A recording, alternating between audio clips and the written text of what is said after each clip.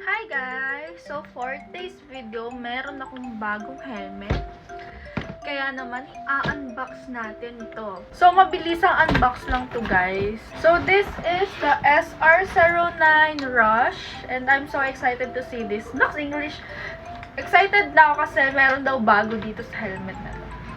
Tanan! Diba? Ang cute. This is my favorite color actually guys. Ay, ayoko na.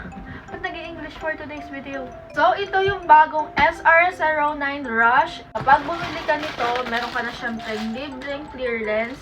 And, ang pinakamaganda dito sa feature nito guys, is yung lens niya. Day and night na siya. Actually, nabuksan ko na to sa shop nung dumating siya.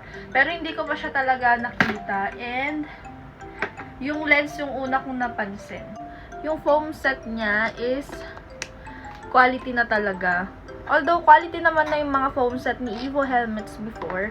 But this one, look at that. So, meron na siyang emergency keme. Hindi ko talaga alam yung tawag yun dyan. Pero, if ever man na maksidente ka ganyan, ito lang yung hilain. Siyempre, dual visor siya. There you go. Dual visor. And look mo. Tignan mo naman. Tignan mo ah. Ako nanggigigil ako sa'yo. Suot ko sa'yo. Isusuot ko sa'yo yung helmet. Tignan mo ako. Malinaw ba? Malinaw ba ako? Maliwanag na siya araw-gabi. Hindi mo na kailangan magpalit ng lens. Kasi kahit ganyan yung itsura niya, maliwanag na siya. So, isa pa sa napansin ko sa bago na features ni Evo helmet. Ayan, pag sinara mo siya, may lock na siya. So, kalimitan, pag may lock, ang hirap niya nang i-open. Pero ito, meron na siyang pindutan. Ayan. Pag pinindot mo siya, mabubuksan na siya at madali na siyang i-open. Diba? Yung paddings yung pinaka-bet na bet ko dito. Lalo na ako nakasalamin ako madalas kapag nagmamotor. And ang ganda ng fitting nito sa akin. Medyo maliit lang yung sizing nito compare sa iba kasi medium ako sa GT Pro and sa ibang model. Pero dito large ako. So, ibig sabihin, mas maliit yung sizing nito or lumaki lang yung ulo ko ngayon. Tandaan nyo, Evo Rush SR09.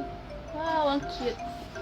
So, available na to guys sa lahat ng Team Graffiti stores, sa lahat ng branch, and syempre sa mga legit na dealers ni Team Graffiti. So, mag-i-insert na lang ako ng clip dyan nung kinuhaan ko to nung gabi para mas makita nyo yung sinasabi ko na pwede na siya ng day and night. So, ayan na.